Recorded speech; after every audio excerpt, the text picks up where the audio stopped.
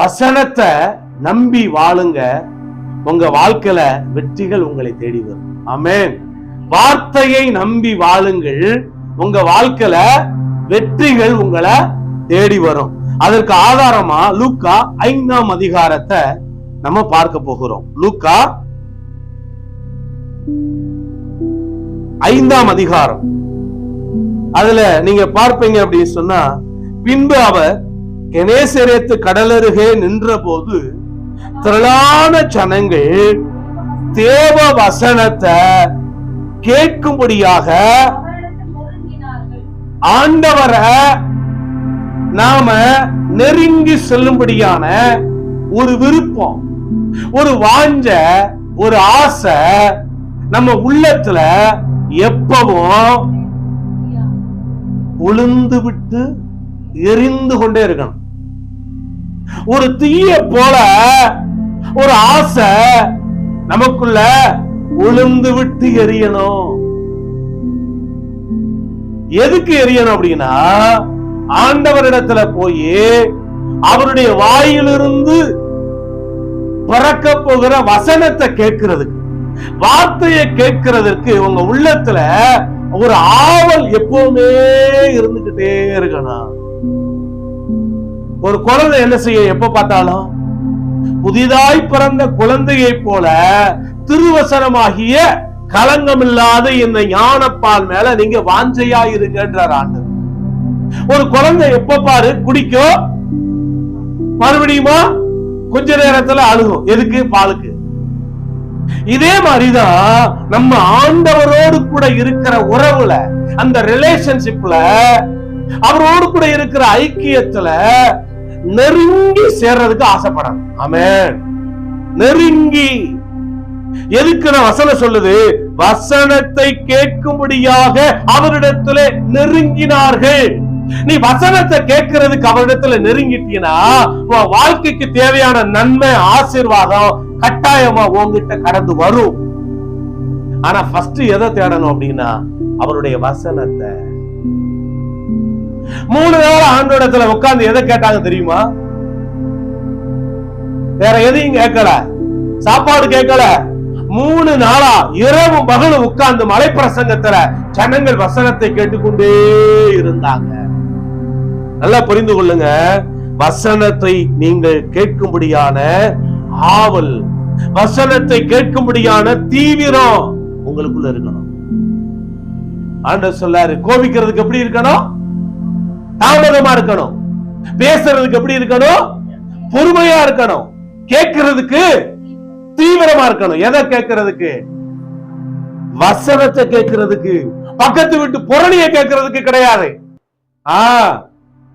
அடுத்தவனை பத்தி என்ன சொல்றாங்க அதை கேட்கிறதுக்கு ரொம்ப ஆவலா காத தீட்டி வச்சுக்கிட்டு கேட்பாங்க.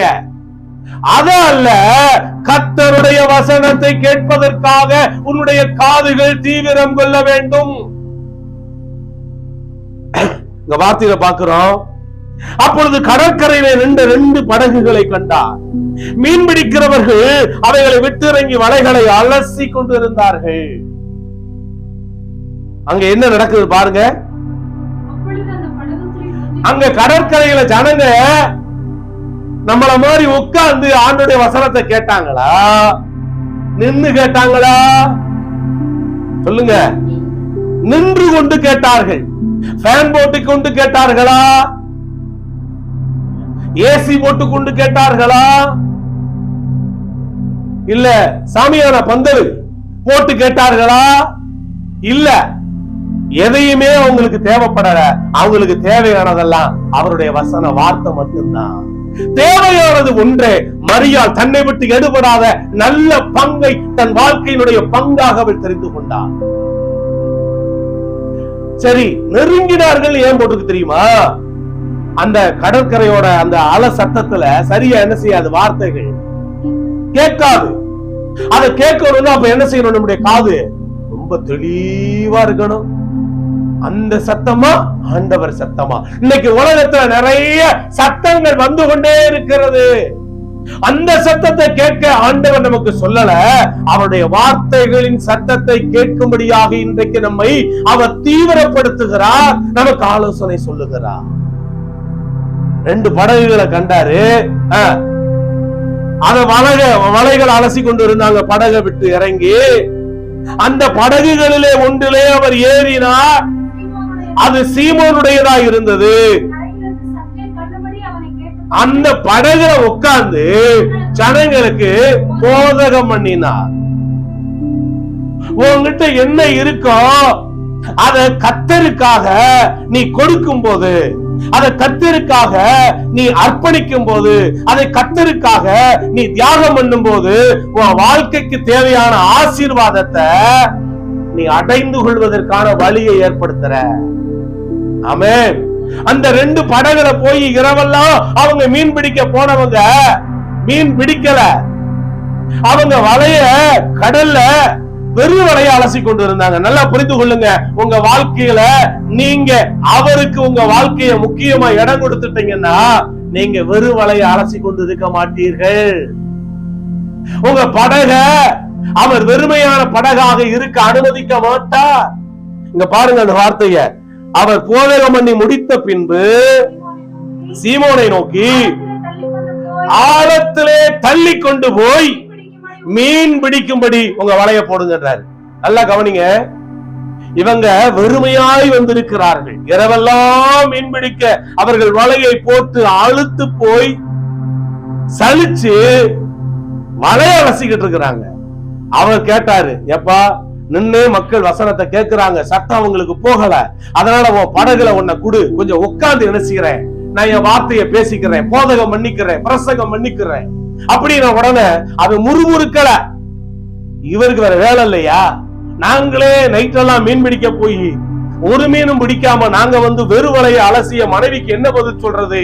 என்னத்தையா சம்பாதித்து கொண்டு வந்தேன் என் மனைவி கேப்பா, அவளுக்கு என்ன பதில் சொல்றதுன்னு சொல்லி தெரியாம வெறு வலையை அலசிக்கிட்டு இருந்தா இவர் உட்கார்ந்து அவர் பிரசங்கம் பண்ண போறாராம் அப்படின்னு கேட்டானா? கேட்கல.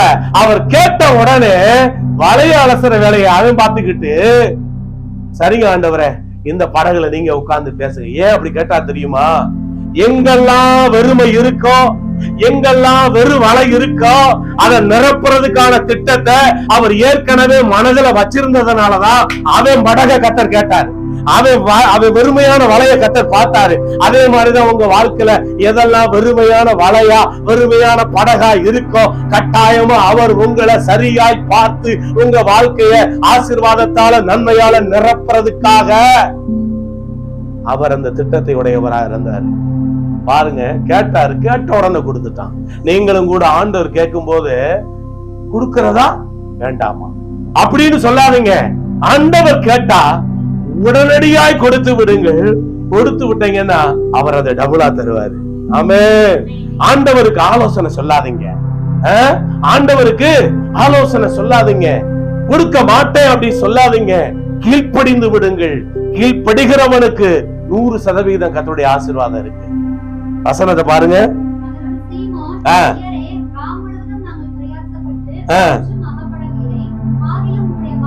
இருப்பா வலைய போடுகிறேன் என்றான். அந்த 4வது வசனத்தை படிங்க.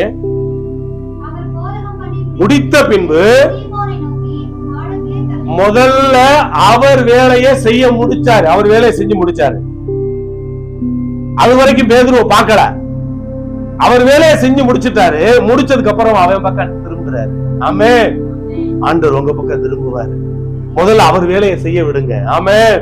அவர் பக்கம் அவன் பக்கம் திரும்பி, சீமோனே ஆழத்துல தள்ளி கொண்டு போய் வலைய போடு அப்படின்னாரு. ஏன் அப்படி சொன்னார் தெரியுமா?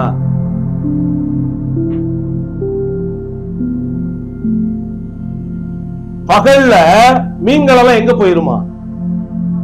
ஆழத்துக்கு போயிருமா? ஆண்டவர் எங்க உனக்கான ஆசீர்வாதம் இருக்கிறது என்பதை அவர் அறிவார். உனக்கான நன்மை எங்க இருக்குன்னு அவருக்கு மட்டும்தான் தெரியும். அதனாலதான் அவர் சொன்னாரு, ஆழத்துல தள்ளி கொண்டு போய் நான் உனக்கு சொல்ற இடத்துல வளைய போடுனாரு. ஆமே. நம்ம நிறைய வேலைகள்ல நம்ம மைண்ட்ல என்ன யோசிக்கிறோமோ, நம்ம மனசுல என்ன சிந்திக்கிறோமோ அந்த யோசனையின்படி இந்த பக்கம் போடுவோமா, அந்த பக்கம் போவோமா, அந்த கம்பெனிக்கு போவோமா, இந்த கம்பெனிக்கு போவோமா, இவங்களை பார்ப்போமா, இங்க போவோமான்னு சொல்லியே யோசிக்கிறான். ஆனா ஒரு நிமிஷம் அவர் என்ன சொல்றாரு, அவர் என்ன நம்ம வாழ்க்கையில ஆசீர்வாதத்தை வச்சிருக்கிறாரு அவர்கிட்ட கேட்டு செய்வோன்னு காத்திருந்தீங்கன்னா சரியாய் கர்த்தர் உங்களை வழி நடத்துவான். ஆமென். ஆழத்துல தள்ளி கொண்டு போய் உன் வலைய போடுப்பா அப்படின்னு சொல்றாரு. அவன் அதுக்கு ஏதாவது சொன்னானா? சொன்னான். என்ன சொன்னான்னா, ஐயரே முழுவதும் நாங்க பிரயாசப்பட்டுட்டான், ஒன்னும் சம்பளமே கூட மாட்டேங்குது, என் சம்பளமே கூட மாட்டேங்குது சொல்றோம்ல, காலுதான் கடுத்து போகுது அப்படின்னு சொல்றான். சிலர் நல்லா கவனிங்க, வேலை செய்யற இடத்துல எல்லாம் எல்லா பேருக்குமே ஒரு சக்கரத்தி மாதிரி ஒரு ஆளை வச்சிருப்பாரு. அவன் எப்ப பார்த்தாலும் நம்மள என்ன செய்வான், போட்டு கொடுக்கிற வேலையை பார்த்துக்கிட்டு இருப்பான். இல்லன்னா நம்ம மேல வந்து ஒரு டைப்பா ஒரு முருன்னு மூஞ்சி வச்சுக்கிட்டே இருப்பாங்க. அது எதுக்கு தெரியுமா? அவனை வச்சு வச்சே அவங்கள வளர்ப்பாரு. எப்படி? அவனை வச்சு வச்சே என்ன செய்வார், உங்களை வளர்ப்பாரு. ஏன் தெரியுமா? நீங்க எல்லாம் முள்ளுகளுக்குள்ள இருக்கிற லீலி புஷ்பம். ஆமென். முள்ளுகளுக்குள்ளதான் லீலி புஷ்பம் வளர்ந்தாகணும், மலர்ந்தாகணும். புரிந்து கொள்ளுங்க. அதனால நீங்க இருக்கிற இடத்துல இருக்கிற எதிரிகளை குறிச்சு, நீங்க இருக்கிற இடத்துல உங்களை போட்டு கொடுக்கிறவங்களை குறிச்சு, உங்களை பகைக்கிறவங்களை குறிச்சு, உங்களை ஒரு டைப்பா முகரைய வச்சுக்கிட்டு பார்க்கிறவங்களை குறிச்சு நீங்க யோசிச்சு பார்க்க வேண்டாம். ஏன் அப்படின்னா, உங்களை உயர்த்த போறவர் கர்த்தர், அவரை மட்டும் பாருங்க. ஐயரே முழுவதும் வலைய போட்டுட்டோம், ஒன்றும் அகப்படவில்லை. நல்லா கவனிங்க, ஒன்றுமே அகப்படலன்னு சொல்லிட்டு நிக்கல. நீ ஒண்ணுமே வாழ்க்கையில நடக்க மாட்டேங்குது, ஒண்ணுமே வாழ்க்கையில உருப்படியாவே ஆகல அப்படின்னே சொல்லிக்கிட்டு இருந்தா நீ உருப்படவே மாட்ட. அதுக்கு பதில் அடுத்த வார்த்தையை சொன்னா, ஆகிலும் உங்க வார்த்தையின்படி நான் வலைய போடுகிறேன். ஆமென் சொல்லுங்க. உங்க வார்த்தையின்படி நான் வலைய போடுறேன் அப்படின்னு சொன்னா, அப்ப என்னன்னா, இந்த வார்த்தையை நீங்க நம்பும் போதெல்லாம் உங்க வாழ்க்கையில நிச்சயமாக ஜெயம் வரும். இந்த வார்த்தைய நீங்க நம்பும் போதெல்லாம் உங்க வாழ்க்கையில நிச்சயமாக வெற்றி வரும். ஆமென். உங்க வார்த்தையின்படி வலைய போடுகிறேன் என்றால் அந்தப்படியே அவர்கள் செய்து, ஆண்டவர் கொடுத்தா அள்ளி கொடுப்பாரா, கிள்ளி கொடுப்பாரா? எப்படி? அள்ளி கொடுப்பார். சொல்லுங்க, அள்ளி கொடுப்பார்.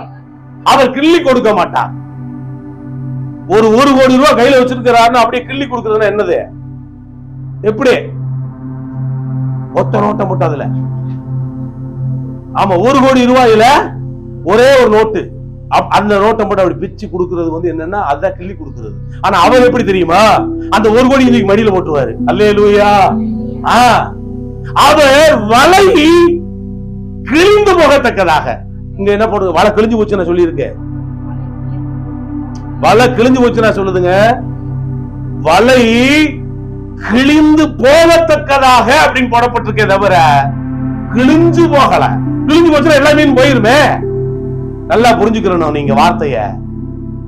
ஆண்டவர் உங்களுக்கு கொடுக்கின்ற ஆசீர்வாதங்கள் ஒரு நாளும் உங்களை விட்டு போகாத, கிழிந்து போகாத, உங்க வலைய விட்டு தப்பி போகாத ஆசீர்வாதங்கள் உங்களுக்கு வரும். வலை கிழிந்து போகத்தக்கதாக மிகுதியான மீன்களை பிடித்தார்கள். கர்த்தருடைய வார்த்தைய ஒரு தேவனுடைய பிள்ளை நம்பி வாழும் போது மிகுதியான மீன்கள், மிகுதியான நன்மைகள், மிகுதியான ஆசீர்வாதங்களை நீங்கள் நிச்சயமாக நீங்கள் பெற்றுக்கொள்வீர்கள். மிகுதியான மீன்களை பிடித்தார்கள். பிடிச்சிட்டு மற்ற படகுல இருந்த கூட்டாளிகள் வந்து தங்களுக்கு உதவி செய்யும்படிக்கு சைகை காட்டினார்கள். அவர்கள் வந்து என்னங்க, 2 படகு தானே வெறுமையா இருந்துச்சு. அதுல 2 படகுலையுமே உட்காந்து பேசினாரு, கால் அப்படி வச்சுட்டு. ஒரு படகுல தான் உட்காந்து பேசினாரு. ஆனா 2 படகு வெறுமையா இருந்துச்சு. அந்த 2 படகையுமே கட்ட நிரப்பினார். ஆண்டவரிடத்துல வந்துட்டா எதெல்லாம் வெறுமையா இருக்கிறதோ அதை கட்ட நிரப்பி விடுவார். ஆமென் சொல்லுங்க. ஆமா ஆண்டவரே, எனக்கு தேவையான பொருளாதார ஆசீர்வாதங்களை நிரப்புங்கப்பா. ஆண்டவரே, களஞ்சியத்தை நிரப்புங்கப்பா அப்படின்னு நீங்க ஜெபம் பண்ணி பாருங்க. கர்த்தர் உங்களை நிரப்ப ஆரம்பித்து விடுவார். ஆமென். ஆண்டவர் சொல்லாரு, உன் களஞ்சியங்கள் பூரணமாய் நிரம்பும், உன் ஆலைகளிலே எண்ணெயும் திராட்சை ரசமும் புரண்டு ஓடும் அப்படின்றார் ஆண்டவர். ஆனா நீங்க எப்ப அதை பெறுவீங்க அப்படின்னா, அவர் வார்த்தையின்படி நீங்கள் வலையை போட வேண்டும். அவர் வார்த்தையின்படி உங்கள் வாழ்க்கை பாதையை கட்டமைத்துக் கொள்ள வேண்டும். அவர் வார்த்தைகளை நீங்க நம்பணும். அப்புறமா அந்த வார்த்தையை பாருங்க, 2 படகுகளும் அமிலத்தக்கதாய் நிரப்பினார்கள். சீமோன் பேதுரு அதை கண்டு இயேசுவின் பாதத்தில் விழுந்து, மீன் கிட்ட போய் விழுந்துட்டானா? நிறைய டைம்ல ஆண்டவர் ஆசீர்வதிச்சு விட்டா எதை கும்பிட்டுக்கிட்டு இருப்பாங்க? ஆமா, பணத்தை. அதுக்கப்புறம் எங்கடா ஆளை காணா அப்படின்னு கேட்டா பணத்தை கும்பிட்டுக்கிட்டு இருப்பான். எப்படி? ஆனா இவன் மீனை கும்பிட்டுக்கிட்டு இருக்கல. புரியுதா உங்களுக்கு? இந்த மீனெல்லாம் நீ பணமாக போகிறது விளங்குதா? மீனை அவன் கும்பிடல, இயேசுவின் பாதத்துல விழுந்து விட்டான். ஆமென். நாம திரும்ப திரும்ப திரும்ப இன்னும் என் வாழ்க்கையில தேவனுடைய ஆசீர்வாதங்கள் வர்றதுக்கு திரும்ப திரும்ப திரும்ப அவர் பாதத்துல மட்டும்தான் விழுந்துகிட்டே இருக்கான். ஆமென். விழுந்து பாருங்க. இயேசுவின் பாதத்துல விழுந்து என்ன பண்ணான் தெரியுமா? ஆண்டவரே, நான் ரொம்பவே பாவியான மனுஷன், என்னை விட்டு போயிருங்க அப்படின்னா. நீங்க சாதாரணவர் இல்ல, நீங்க ரொம்ப பெரியவர், நீங்க ஆண்டவர். அதனால நான் ரொம்ப பாவி, அதனால உங்க முன்னாடி நிக்கிறது கூட எனக்கு தகுதி இல்ல. அதனால இந்த 2 படகு நிரம்பினது இதுவரைக்கும் வாழ்க்கையில போய் பார்த்ததே இல்ல போல. புரிஞ்சா உங்களுக்கு? நீங்க என்ன நினைப்பீங்க தெரியுமா? இதுவரைக்கும் நான் பார்த்தது இல்லாத மாதிரியே சொல்றாரு இவரு. சொல்லுவோம்ல, நான் இதுவரைக்கும் பாத்தீங்கன்னா 1 கோடி ரூபாய் நோட்டை பார்த்ததே இல்ல பாரு அப்படின்னு சொல்லுவோம்ல, அது மாதிரி. ஆனா இதுவரைக்கும் அவன் பார்க்கல. அதனாலதான் 2 படகையும் அது பகல்ல ஆழத்துல தள்ளி கொண்டு போய் வலைய போடுன்னு சொன்னாரு. அவர் வார்த்தையை நம்பி போட்டேன், ஆனா இவ்வளவு மீன்களை இதுவரைக்கும் நான் பிடிச்சது இல்ல அப்படின்னு சொல்லி படக்குன்னு பாதத்துல விழுந்துட்டான். எப்பெல்லாம் அவர் பாதத்துல விழுகிறீங்களோ அப்பெல்லாம் நிச்சயமா சொல்றேன், கர்த்தருடைய ஆசீர்வாதங்கள் உங்களை தேடி வரும். ஆமென். அவர் பாதத்துல விழுங்க. அந்த வார்த்தையை பாருங்கவே. அடுத்த வார்த்தை, அவர்கள் திரளான மீன்களை பிடித்தது நிமித்தமாக அவரும் அவரோடு கூட இருந்த யாவருக்கும் பிரமிப்பு உண்டானபடியினால் அப்படி சொன்னார்.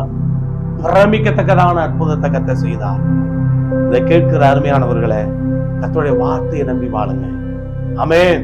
கர்த்தருடைய வார்த்தையை நீங்க நம்பி வாழும் போது பிரமிக்கத்தக்கதான அற்புதங்களை நீங்கள் கண்டிப்பாக நீங்கள் பெற்றுக்கொள்வீர்கள். அல்லேலூயா. ஆமென். அடைய வார்த்தை நம்புறீங்களா? நமது நியூ கவர்னன்ஸ் ஸ்டோன் மினிஸ்ட்ரி சேனலை லைக் பண்ணுங்க, ஷேர் பண்ணுங்க, கமெண்ட் பண்ணுங்க, சப்ஸ்கிரைப் பண்ண மறக்காதீங்க. அப்படியே பக்கத்துல இருக்கிற பெல் ஐக்கானை கிளிக் பண்ணி ஆல்ன்ற ஆப்ஷனை கொடுத்துக்கோங்க. அப்பதான் நாம போடக்கூடியதான வீடியோஸ் எல்லாமே டெய்லி உங்களுக்கு நோட்டிபிகேஷன்ல வரும். God bless you.